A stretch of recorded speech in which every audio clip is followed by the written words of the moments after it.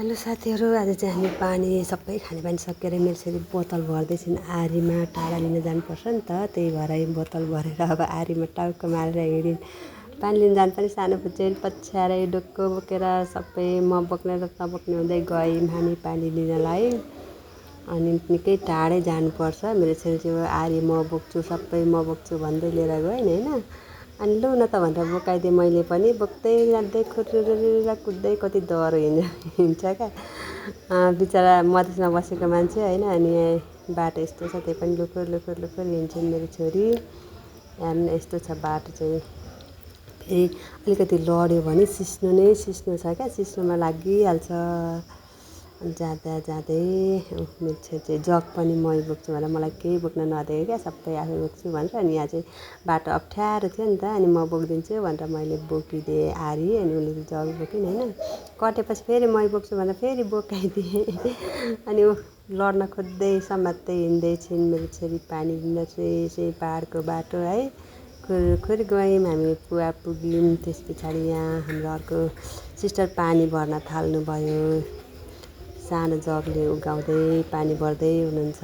यत्रो सानो छ क्या, अनि पानी फोहोर आउँछ। त्यही भएर हामी चाहिँ आज चाहिँ फिल्टर गरेर लिएर आउँ है भनेर फिल्टर गर्दै पानी छान्न अप्ठ्यारो, बोतलमा अप्ठ्यारो भयो नि त पानी भर्नलाई। अनि हाम्रो पालो आरीमा सुई छान्दै सुई भरेँ। त्यस पछाडि आरी भरिएपछि बोतलमा खन्याउन सजिलो भयो हामीलाई। अनि सुई बोतलमा खन्याएर सजिलो तरिकाले टुइ निकै थियो नि त। सिस्टरको पनि थियो, मेरो पनि थियो निकै नै। चाहिँ मिनरल वाटर सानो सानो बोतलहरू थियो, 10-12वटा सट्ट भरिसकेर चाहिँ।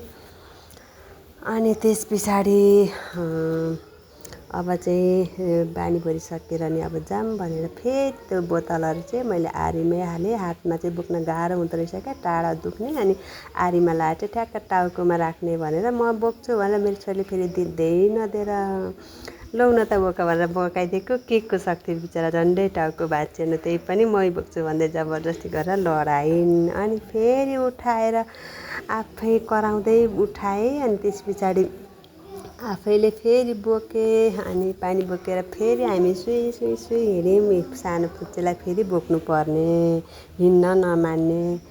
अनि बिचरा उसको मम्मीले च्यापेर ल्याउनु भयो। मेरो पालो ढोकामा हालिदिएर हामी घर आइपुग्यौँ। घर आइपुगेर अनि पानी चाहिँ म चाहिँ खाली त्यहाँ मुनि राख्छु क्या, बाहिर राख्यो भने बच्चाले सबै निकालिदिइहाल्छ।